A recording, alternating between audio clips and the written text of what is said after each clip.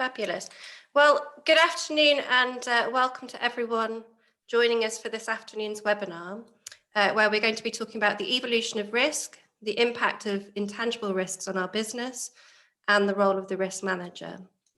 Welcome to our participants, Martin Smith, Jim Wetterkamp, and Mark Boult, and thank you to Riskonnect, our partner for today. We don't have a lot of time, so we'll launch straight in if that's okay. And Jim, if I could start with you, can you offer some of your thoughts on how the risk landscape is evolving and some of the shifts we've been seeing for some time now from sort of physical to more intangible risks? Sure. And yeah, I think it's kind of noted, and the reason for the discussion is how much intellectual capital has kind of risen to be the leading asset class, and you see it kind of across the S&P 500 and these different areas. And I think there's a couple of things that around the risk landscape that's ended up mirroring a little bit around some of the aspects of things that we deal with on a tangible asset standpoint, but it is impacting organizations unevenly. You'll find this risk on the intangible assets happening to your more innovative or consumer-oriented companies as an initial start, those that are relying more on R&D. And the way you can kind of figure that out is in the risk landscape, very traditional problems are, has your supply chain been disrupted, or can you not procure raw materials? Have you seen volatility in commodity prices? Do you have workforce limitations? Do you have a lot of pressure from customers and have to make concessions? And so in that lens, if you say yes to a lot of those things are very physical risks that we've been dealing with for a long time. They also have a huge impact on our intangible assets as well, in terms of the things that make up the goodwill of the organization. Mark, would you like to comment on that as well?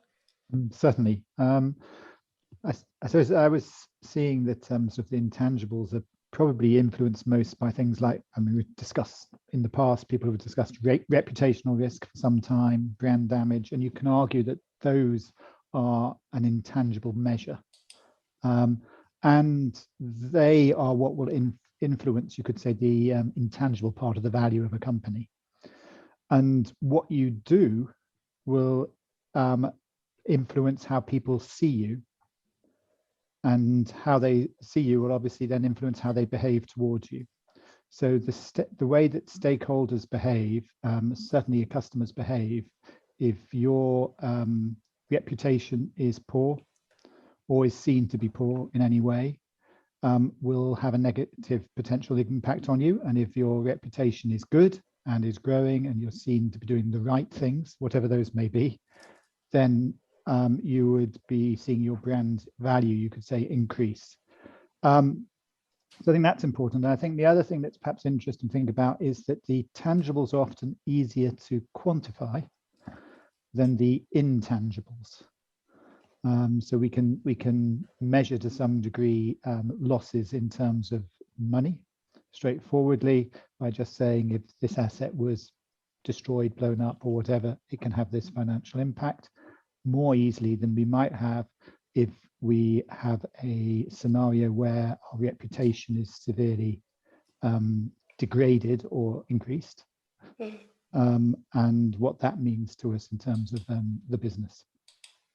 And Martin, how do you manage some of these things at Next PLC? I mean, obviously to manage any risk, you've got to be able to measure it, don't you? Yeah, that's a very good point, and both Jim and Mark have pretty much stolen most of the bullet points that are jotted down here. So thanks very much for that. So I think really the key thing for me here is that it's very difficult. Where it's difficult to quantify, you can't touch it, you can't feel it. How do you know about something that's unknown? And we saw that through COVID. We're seeing that today with the developments on the kind of geopolitical landscape. Being able to bring them to life in a way that is realistic and actually, quite frankly, gets board members excited enough to actually think, right, let's do something about it. is probably the biggest challenge of today's risk manager, and it's something that a lot of my peers within AMIC often do discuss. How do you go about doing that? That's as far as I got. I don't actually have that golden bullet to be able to give all the readers exactly how we do that, because I think that's kind of what we do as a business in terms of just progressing one thing at a time. And there have been some developments in the kind of the insurance landscape on that front.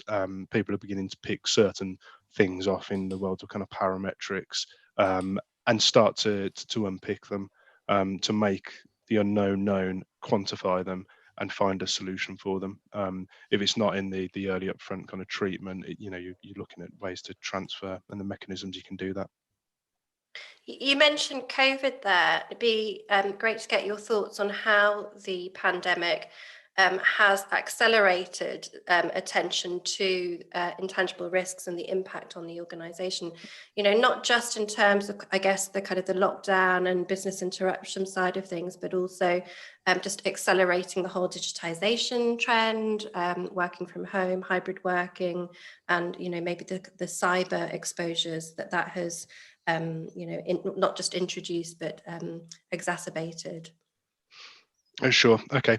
I think COVID's been fantastic in some ways, in that we've begun to go on a journey of kind of evolution, where before, where things were much more different in previous. Now they seem that we're moving things in a much quicker pace. Generally, within what I would describe as what it's actually brought about, I think it's brought a level of resilience to a lot of businesses. People are doing things in different ways, using kind of digital landscapes, but equally that kind of also brings a kind of single point of failure as well. What would we do if we lost our emails for a day, for example? I think the biggest disruption it's probably caused within the risk landscape is probably business continuity. How do we deal with business continuity in this new world, and what does it mean? Pre-COVID, I think a lot of companies did have these kind of centres you went to and you turned on a PC there, and you can carry on with your day job. Now that whole piece has changed entirely, and business continuity plans need to be really agile to be able to deal with that. Mark, Jim, do you have any thoughts there on sort of just the impact of the pandemic? I think a lot of it echoes, I think, Martin's points, and I'm curious on a couple of them as well. I think the business continuity and operational resilience point is something that is obviously kind of risen to the top in this discussion, and impacting the way we work and workforce management and the impact on cyber, and agree with all of those things. I'm curious around just kind of linking to the intangible asset aspect of that. Has it brought new stakeholders into the risk management process that you didn't have before, or you've had to engage in a different way? Brand reputation, to Mark's point, used to be a marketing problem, and other parts of intellectual capital around patents and confidential information, trademarks, was a legal problem, and our people was an HR problem in terms of key knowledge and skills, and kind of how's that changing in terms of the businesses and organizations' involvement in risk? I'm curious. Has it changed? I don't think so. I think the thing that has changed is actually the appreciation that risk is distributed across the business. I think I can't remember who said it, but somebody said everybody in the business is a risk manager of some sort, and I do believe that that's quite true. It just depends upon what area they work in, and what risk they're actually talking about. And in many cases, a lot of these areas of the business do not actually consider themselves as risk managers at all. I think they just try and defend the downside, which is exactly what risk is about, quite frankly. And I guess, the buzzword of the moment is ESG, isn't it? So, and I think from a risk manager's point of view, it does seem like the responsibilities in this, massive overarching, framework of ESG is becoming more and more the responsibility of the risk function.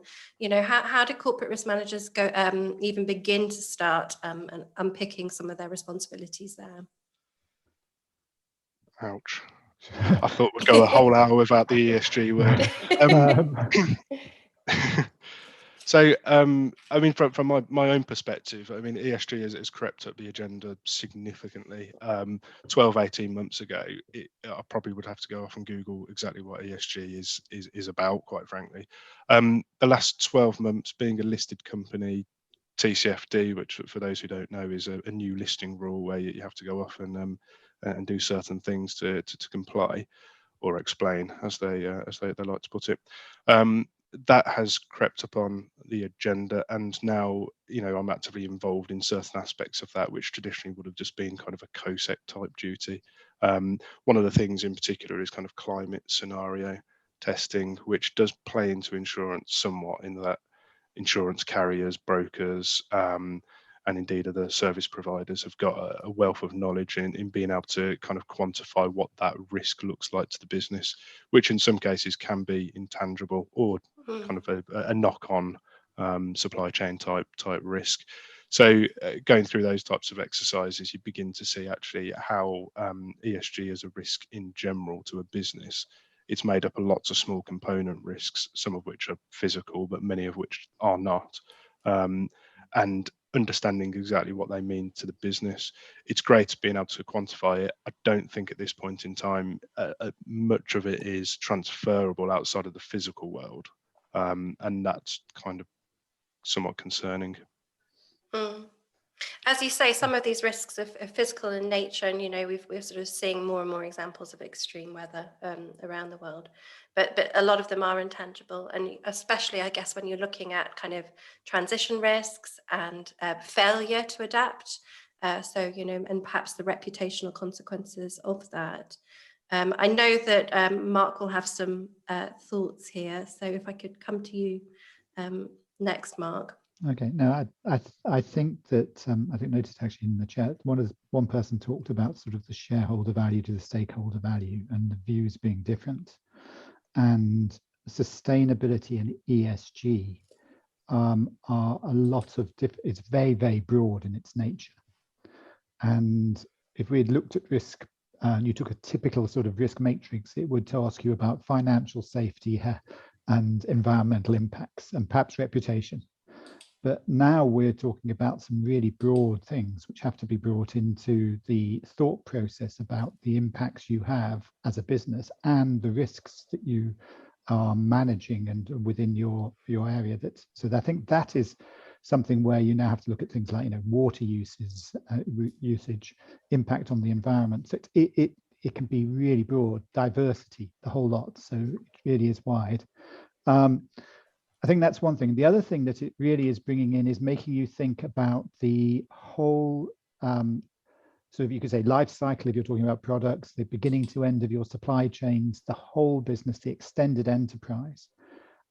Because although you can control things that you physically manage yourself or do yourself, which will be, and you'll be perceived and seen, and you could say that gives you some intangible value, it can be degraded just by something happening upstream or downstream of you in the process. So something happens from one of your suppliers, you bought from that, you chose that supplier. That is going to be where you start your control of what happens upstream, but you can be impacted by it. And it's not necessarily going to be a physical thing. It might be, just that supplier gets a bad reputation. It may go to child labor, but it could also go to diversity, or it could be pollution, it could be more physical. But all those things can then impact on your reputation and what you're like and your intangible value, and then go up in upstream, and then people stop buying from you. So you need to think, in my mind, the risk manager has to start to look over the whole life and all the supply chains and everything, much bigger picture. And then think about not just the financial impact, but actually think about how society and other stakeholders will view what you're doing, and then start to think about that. But it then brings in, of course, the challenges of things like interconnectivity between things, which is much more complex, but it's things that you need to think about, and perhaps where some more scenario planning type scenario sort of processes come in. And clearly all of this stuff is the right thing to do, and it's good for business. But we're also seeing more and more legislation coming in that will, make it a requirement. And I just wanted to pick up on a comment from one of our viewers, Ian Davies, thank you. And he said, why is everybody so taken aback by the term ESG? All responsible companies have been doing this for at least 30 years. And I suppose, yes, that is true, isn't it, to some extent? So maybe, one of you can sort of explain what has changed. And I guess maybe on the regulation side, that's one thing. It's becoming more now of a requirement that companies are seen to be measuring, ESG. It's the investor lens that's changed so much so rapidly, don't you think? When you take this intangible discussion, and we talked about how it's difficult to quantify because it has unpredictable future benefits in terms of our intangible assets, and that we don't know how to value them. There are some quantifications you can do in this area that are really physical and specific, again, around our operational resilience. And even if, in how we source, how we procure, which third parties we work with, all of those things are really trackable. And corporate social responsibility is where ESG meets kind of that physical aspect in a lot of ways, in terms of our culture, the governance we operate under. But when you start kind of getting into the sentiment angle, organizations for a long time have understood and measured consumer sentiment and have acted and behaved accordingly to protect their brand and to grow their businesses. And for a long time, businesses have understood an organization's employee sentiment and understood what keeps people and what makes them happy and excited and mission driven and things like that. And a lot of these programs were initially oriented around those things. And then as regulations started to formulate, embolden that. It's the investor sentiment and how it impacts ESG investing, stock price, future performance, that's now making the gamble on this highly unpredictable future benefit that we can't quantify related to this topic, that I think has changed the way we talk about ESG today in a lot of ways. Just to give you some feedback, some of you will see that we carried out a survey before this webinar, asking our readers which intangible risks they were most concerned about. And in order of priority, it was cyber led the way, followed by reputation. And then we had a joint third, regulation and intellectual property. And that was followed by non-damage, business interruption, and ESG. Just be great to get, this is nothing on the scale of the World Economic Global Risk Report. It's just a bit of a straw poll. But I think it is quite interesting to see that. And, are there any surprises for you there? I don't know, Mark, would you like to maybe start us off? Okay. I suppose in a way, cyber to me is a physical risk. It's just happening in different ways. So it's interesting that's at the top. There's always a debate over whether reputation is a risk or a consequence. I think that's quite interesting to see.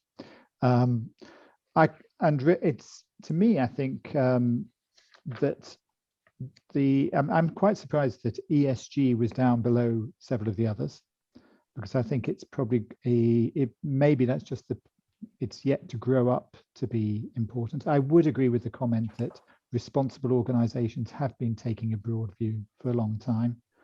But I think it's probably now the pressure, and I'd agree also it's the investors perhaps being pressured by the likes of the governments and regulators to drive a more sustainable world, are now wanting the evidence to demonstrate that people are being more responsible.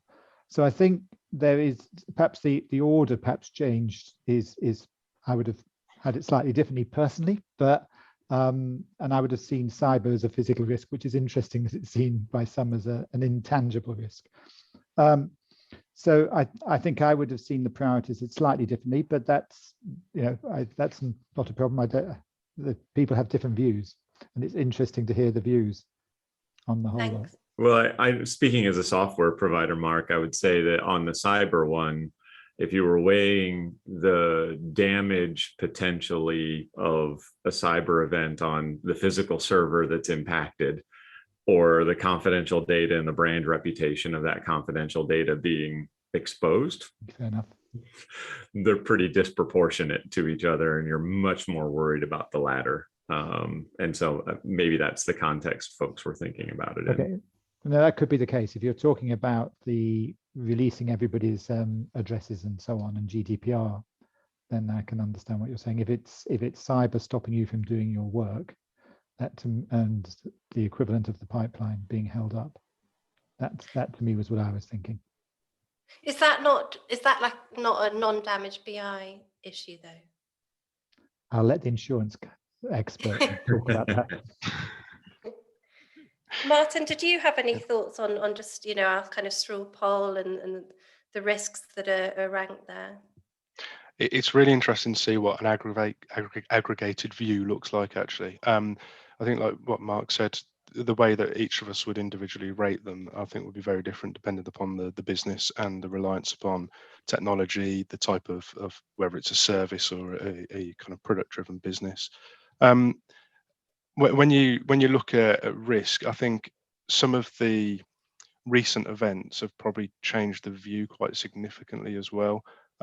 Before, with black swan events that people have been kind of talking about, they were so kind of far in the history books that actually, not many people really considered them as a risk. Even so much so that the UK's own kind of outlook on what risks are likely to impact the UK, it actually removed pandemic risk about 12 or 18 months before the pandemic actually came out, which is quite an unusual move. But as I said, when you look at risks, you look at things that have actually happened, you look at things that might happen, and then the thing that starts to go beyond that, it begins to become, so, what's the likelihood of this happening? And you start to look at kind of actuarial quantification tools to give you a guidance on things. Great stuff. I'll take another question from our viewers, and I should have mentioned this actually before, but we'd like to invite all of you to submit questions using the Q&A function if you wish. So Quinelli Kamana, I hope I've pronounced that correctly, says, with reputational and compliance risks coming with ESG, do you see ESG implementations becoming passport to being a corporate citizen to the extent that it becomes a guiding policy for strategic and business partnerships? Does anyone want to give a response to that one? Having not long gone through directors and officers insurance renewal, I can absolutely agree with what's being said there. Insurers in particular, banks, financial organisations, investors are taking a very keen view as to what businesses are doing. And in fact, probably a good third, if not half of the presentation was all about what we're doing as a business on ESG. It seems that they're very interested. One thing I would say is I'm not really sure what they intend on doing with the information just yet. It just feels like something that they feel like they should be doing, as opposed to they're actually doing something tangible with the data that we provide. Great stuff. And any thoughts from Mark or from Jim? I would agree basically with what's said there. I'm not too sure about the word just a passport. I think ESG needs to be more than that for a company to be successful, which I think possibly links into the comments of responsible, good companies have done it for some time. And I think that it's something where the considerations of it are increasing in the way people perhaps develop their strategies and business plans compared with perhaps the weight that would have been placed on it in the past. So we do need to think of them more. So I would say that the interesting thing is the reputation and compliance. It uses the word compliance risks in the question. Reputationally, absolutely. And compliance, I think that comes with any regulatory or requirements, and certainly for reporting. If you start to report and you have reporting and you misreport, or the concept of greenwashing is a risk. And there are people who will sort of certify businesses and reports and everything. So I think there is going to be more pressure to report openly and honestly over time, and the greenwashing concepts hopefully will start to disappear. And I guess we've also seen some legal activity, particularly with the sort of heavy emitting companies, that is another potential driver. In any case, I think it's linked again to the investor view that there is an expectation of performance that organizations are going to have in this arena at some point in the future. And it's raising, and whether or not that's backed by regulation or by political or consumer or employee motivations, either way, it's recognizing and rewarding those in a certain fashion that are moving in that direction or are going to be most prepared for that eventuality. So I agree, passport might not be the right word. It's more of the minimum bar of expectation for remaining in business and viable and growing is going to continue to raise in this area. I guess, one thing that we have learned over the last 2 years is that global shocks, they can and do happen with increasing regularity, it seems, and we're in a very interconnected world now. As governments look from the pandemic to the next sort of set of existential threats, such as climate change, how should risk professionals be thinking about this and preparing? Sorry, what was that question? So just thinking about what the next sort of big shocks could be, and you kind of alluded to this before, just in terms of future gazing and what is and isn't on your risk radar. How should risk professionals be thinking and preparing for what might lie ahead or what might blindside us? Yeah, I think you said an interesting word of it's got to be future looking, and it does bring up what people refer to as emerging risk, and what is the future going to be like, and setting up to one thing forward what could happen in the way that the world will change and the environment in which you operate will change, and the importance, you could say, at the beginning of the risk process of really doing the context part right before you get into the identification through, but doing it with a view to potential futures and what they could look like in terms of the sort of, you could say, almost say the man-made side. I do think that, there is the keeping the really wide view of things. Pandemics, if you look back in the UK's history, happen about once every 100 years. In a sense, we should know that they therefore will continue to happen once every 100 years. And there'll be sort of other sort of scenarios which you could say will happen on some sort of regularity that will impact not just yourselves as an organization, but everybody. And you just need to put all of those you need to start to bring that together and think about it. But it also, because they are quite difficult to think about because we haven't experienced them quite often. I know my father's 97. He told me that what was happening had never happened in his lifetime. And he was correct. It had happened just a few years before in the Spanish flu. So if you don't have that experience, it's often difficult to deal with it, which I think is another reason why resilience is seen as important for coping with different things coming up and hitting you. So I think that's probably a key thing to say. And I guess my thought would be that actually that comes into saying that perhaps the risk manager will have to look at more of this scenario type views, look at the future, look at the different futures there could be, think about a range of different type of impacts, and then say, how do we work and manage ourselves in not just to specifically to manage that risk, but to manage similar types of risks, and then build in the resilience to do that, or the equivalent, or choose where you don't need resilience and where you do need resilience. Because I guess it's impossible to predict everything, isn't it? Absolutely. Yeah, and I think just building on that, I think sometimes taking a really open-minded approach to a lot of these risks is really key. I think we've all been in meetings where someone's kind of discarded what could be a valid scenario or approach just because they don't believe that it would happen in that particular way, or we wouldn't be impacted by that. And that's quite a dangerous narrative to build within the kind of risk enterprise management framework. Mm-hmm. I'll take another question from our viewers. And this is a really interesting one about behavioural risks and risks around organisational cultures, leadership, behavioural biases. And the question is, what risk management approaches and methodologies are adequate there? I guess the question is which risks does it map back to, in terms of it's going to end up back into a discussion around your intangible assets, and are you worried about brand reputation, corporate social responsibility, governance, a risk-aware culture? And it's kind of linked to one of the things that I think Martin mentioned earlier around the horizon scanning and elements there, is making sure you've got a clearly defined risk owner for each one of the intangible assets or areas of risk.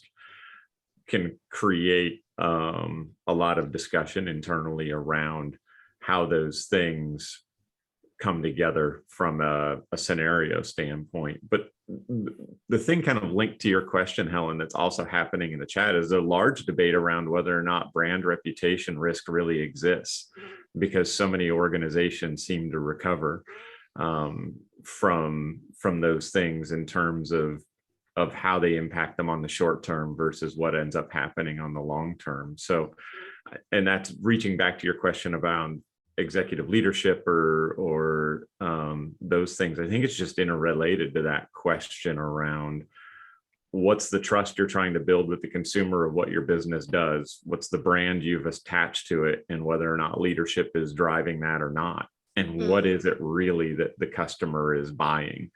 Is it the brand, or is it the product, or is it the product at the price? And a lot of that are really hard to factor elements around the risk. Couldn't wrap my brain around necessarily how to quantify that. Culture does seem to be more and more important, doesn't it? And I think particularly with lots of businesses moving to a hybrid mode of working, that kind of the importance of having that cohesiveness around your organizational culture and your risk culture seems to be more and more important. Is that your sort of take on it?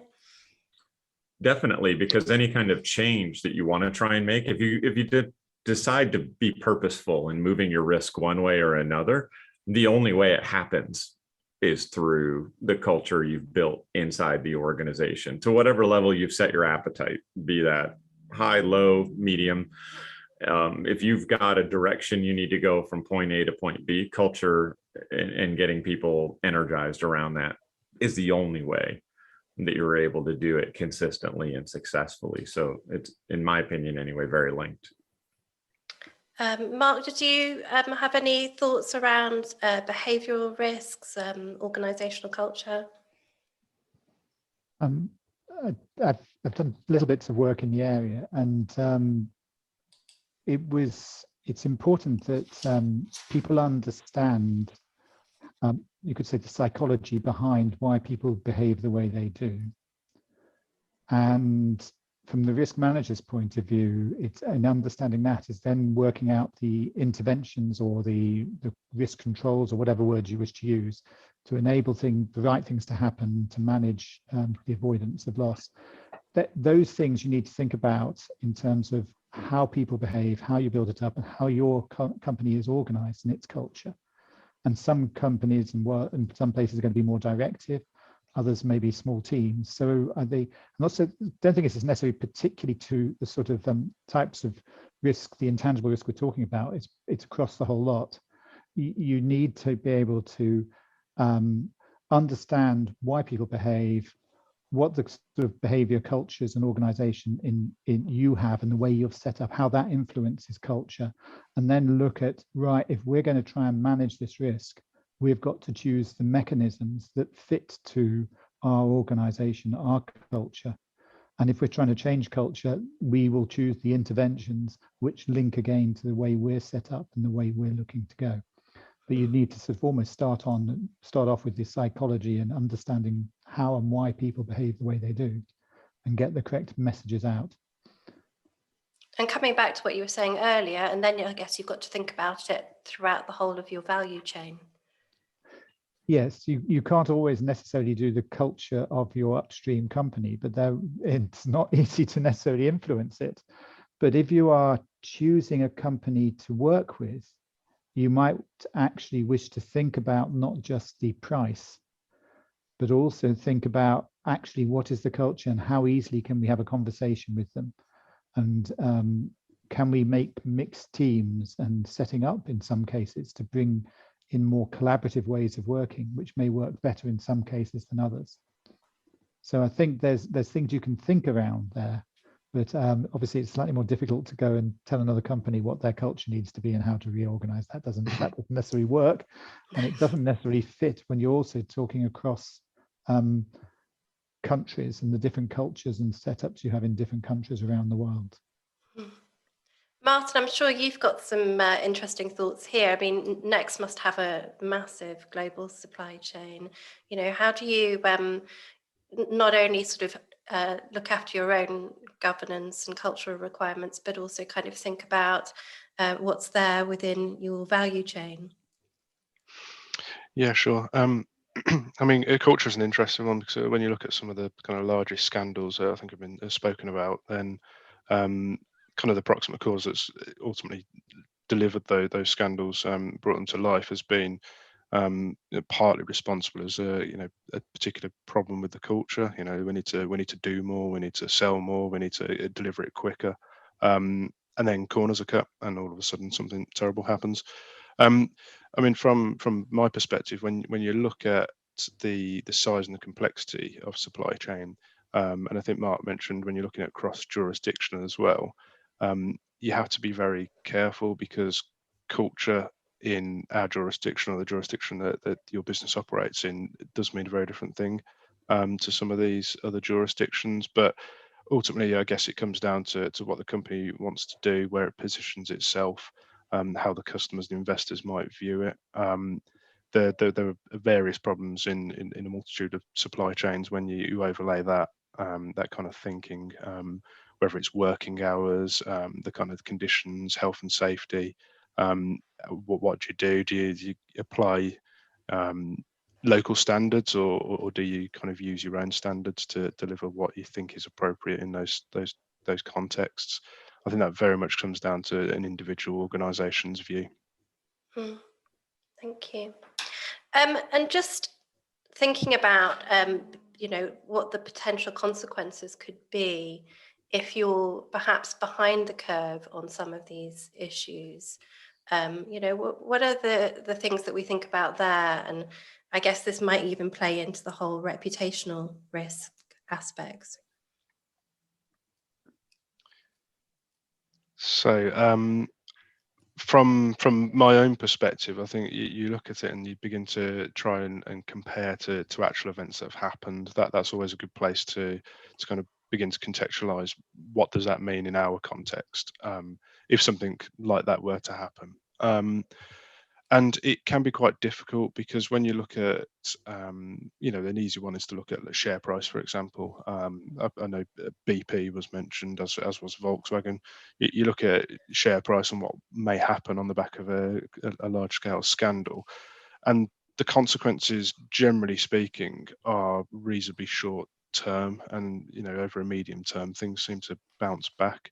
I think it's more down to the response rather than anything else. I think if you respond the right way and you've got those plans in place, ready to deploy and deal with the situation in the best way possible, I think that ultimately does help. Great stuff. Can I agree with that? I'd actually written in our sort of preparatory bits a note down to do with the fact you need to be able to almost manage some of the events, and things can spiral out of control in a way with social media today.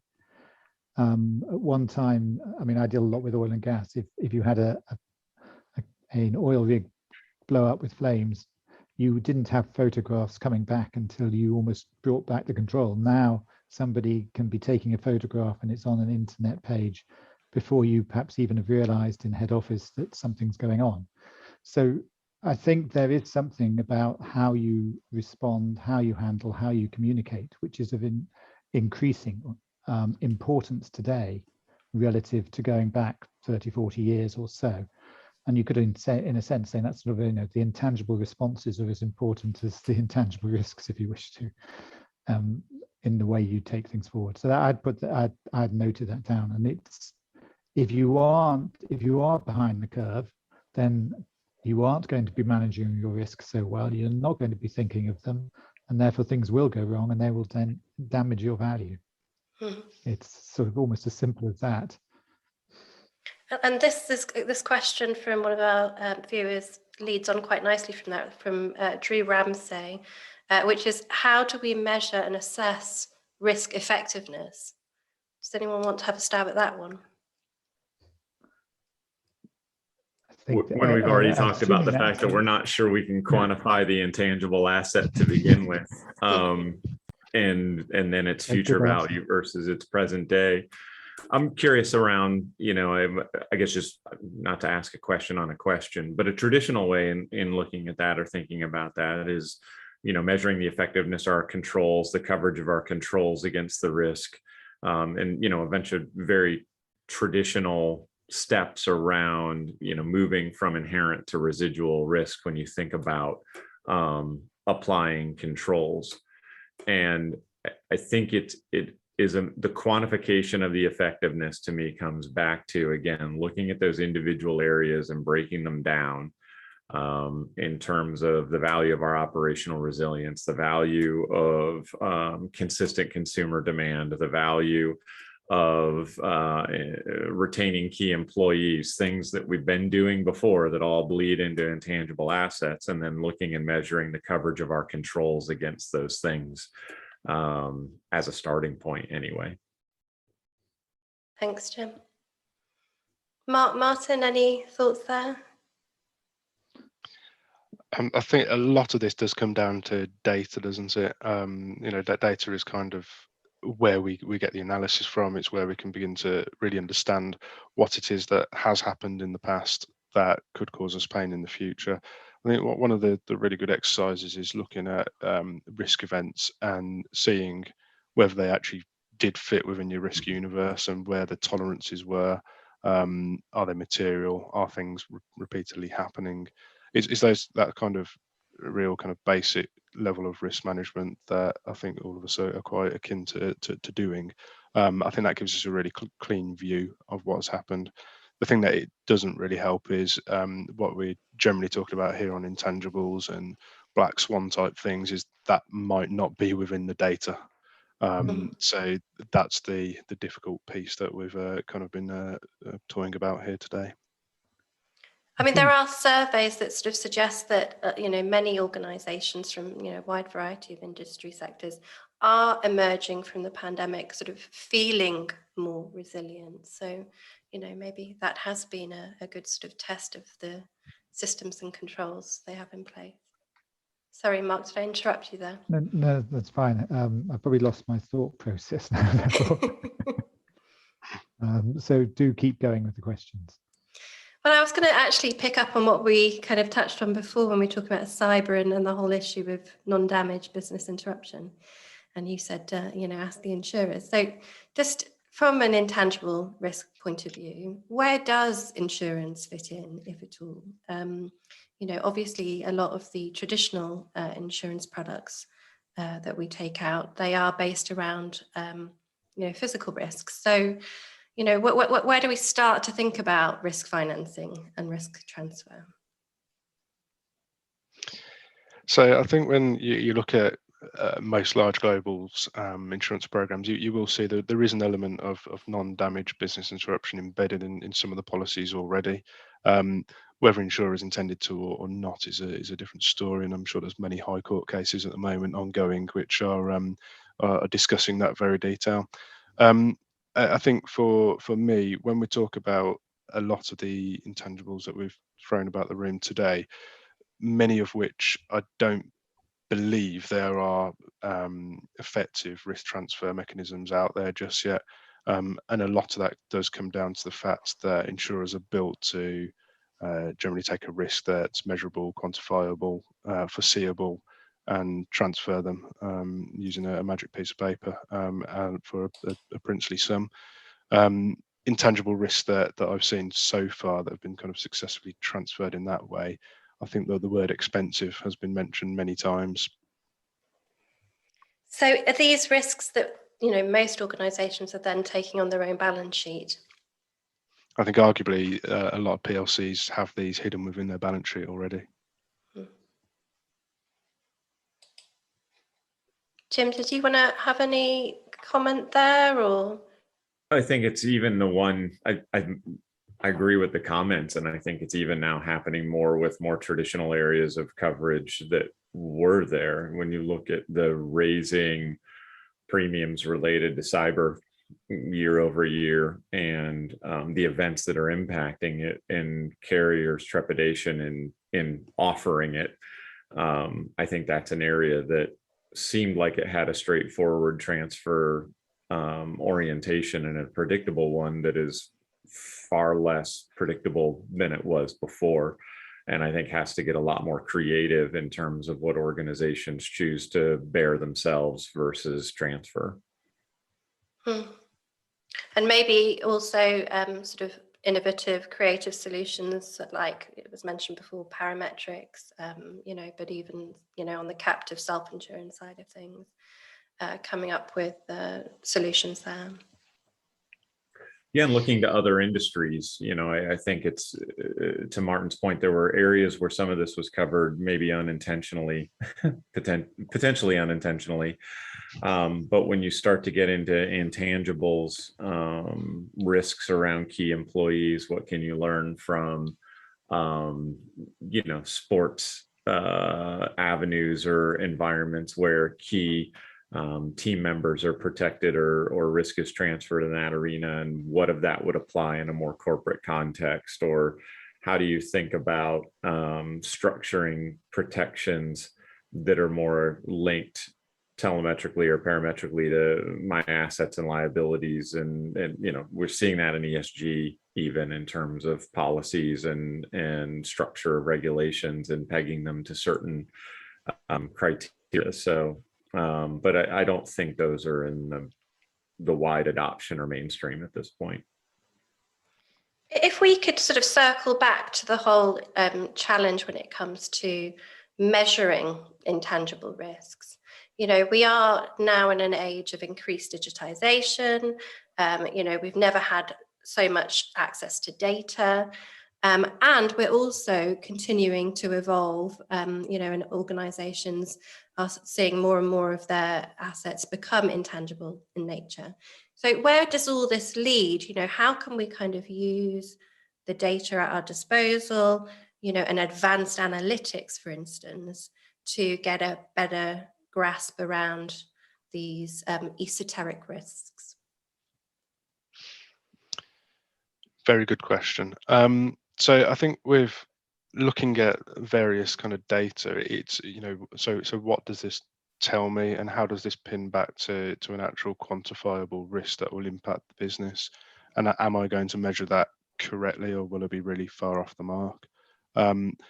That's probably the more challenging piece to get right, because I'm sure that there's many data sets out there. When you look at kind of parametric solutions, you know, they're normally publicly available. They're out there for anybody to access, or indeed for a small price.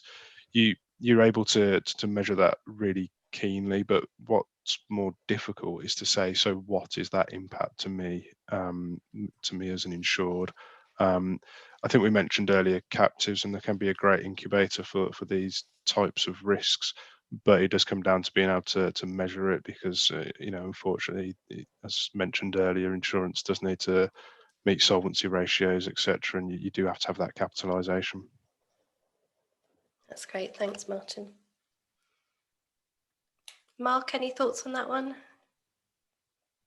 You want to just do the question again, so I don't go off on tangent? Just thinking about the access to data, advanced analytics, and the potential to get more of a grasp of these intangible risks that we all face? I think that if you say that things like the share prices are indicating to agree the tangible and intangible value of a company, and there's an ability to start to sort of in effect monitor what happens in response to weak signals of things around your reputation, I'm sure you can probably find some linkages which give you some sort of data. And I'm not going to say it's easy, and I'm thinking slightly off the top of my head. And then if you're doing various interventions to try and improve the reputation or how you are perceived, or to give greater value to, if you've got IP that you want to sort of try and promote in some ways, you could start to see how what you do starts to influence the share price. But I think there's a lot of uncertainty in there, and it's going to be very weak signals. It does make me start to think about things like how you can look at different systems interacting using things like the FRAM or the functional resonance type models that people do use in certain scenarios to try and see actually if you're doing a certain action, how will that influence some of the perhaps intangibles as well as tangible outcomes. But I'm not sure that I think the risk managers are there today. Somebody please prove me wrong in terms of trying to measure that. We've seen it more in, I think, financial services, as it relates to market fluctuations, commodity fluctuations, impact on ability to get credit, give credit, manage whatever the assets are that they have. It's probably where it's the most mature from a correlation standpoint of what are the different things that are out in the world or internal to my organization, and how is it impacting certain intangible areas. Now they're all readily quantifiable because they all have a price. They all have a dollar figure attached to them, which makes that a little bit easier to manage. I think the other industry or vertical where we see a lot of attempts to do this is in healthcare, where you have huge amounts of data related to patient experience, patient healthcare, what type of care they're receiving in which part of the healthcare network, in what scenario, and how the outcomes are resulting as it relates to the end goal of the patient experience, and that impact on brand reputation of a healthcare organization. And this is going to carry differently maybe in a nationalized health scheme versus not. But in any case, there's an area where data mining and evaluation of detailed elements that span from everything of the types of materials used, the symptoms involved, the drugs involved, the demographics of the individual, the procedures undertaken, and the outcomes are all around generating risk views to what will lead to a better and better outcome. And so that's a place, we kind of look at two markets as the canary in the coal mine for what other organizations will try to do around more effectively managing risk, and healthcare and financial services are lead amongst them. We'll take one more question from our viewers, and then we should probably start to wrap up. This question actually is probably a good one for you, Jim.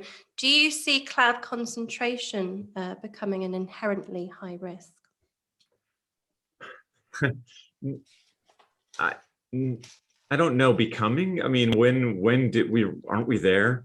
I think, from the standpoint of the integration of data, and where, if you're talking about, if we're narrowing down on cyber risk or digital risk as the particular lens you're looking at that on, and you're worried about how much of our critical business operations and data and processes are being consolidated in a certain digital experience, like, I would argue we're over that threshold today.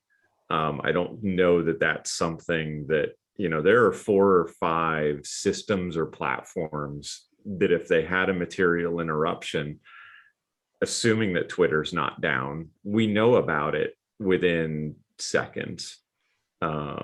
and have massive impacts on commerce, on flow of data, procurement, supply chains, things like that. So I think it's less, is that going to emerge as a risk, and more, what are some of the strategies we're employing a little bit differently? And these are some of the things even coming out of COVID-19 a little bit, where they're very traditional procurement practices. Had we consolidated to one single vendor because that was, gave us the most leverage and volume and consistency? Maybe. But should we think about alternative vendors and distributing our relationships a little bit more?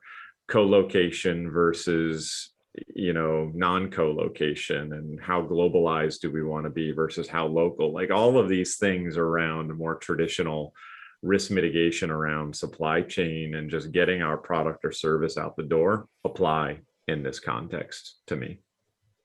Great stuff. We should probably start wrapping up. I don't know where the hour has gone.